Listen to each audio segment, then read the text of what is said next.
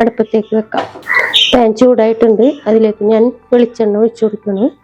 വെളിച്ചെണ്ണ ചൂടായിട്ടുണ്ട്, അതിലേക്ക് ഞാൻ അരിഞ്ഞു വെച്ച സവാള ഇട്ട് കൊടുക്കുന്നു. അതേപോലെ അതോടൊപ്പം തന്നെ ഉള്ളി അരിഞ്ഞു വെച്ചത് ഇടുന്നുണ്ട്.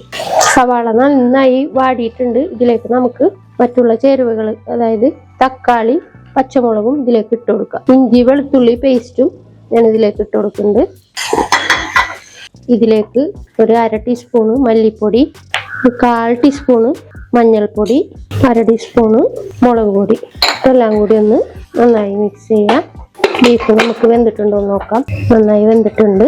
ഇത് നമുക്ക് മസാല റെഡിയാക്കിയതിലേക്ക് ബീഫ് ഒഴിച്ചു കൊടുക്കാം. ഇനി ഇതിലേക്ക് നമുക്ക് കായ അരിഞ്ഞു വെച്ചതും ചേർത്ത് വേവിക്കണം. ഇതിലേക്ക് ഇട്ട് കൊടുക്കുന്നുണ്ട്. ഇനി നമുക്ക് മറ്റുള്ള മസാലകളൊക്കെ ഇതിലേക്ക് ഇട്ട് കൊടുക്കാം. കുരുമുളക് പൊടി ഒരു ചെറിയ ടീസ്പൂണ്, ഗരം മസാല, ഇറച്ചി മസാല നന്നായി ഒക്കെ ഇളക്കി ചേർത്ത് കായ വേവുന്നത് വരെ നമുക്ക് വെയിറ്റ് ചെയ്യാം.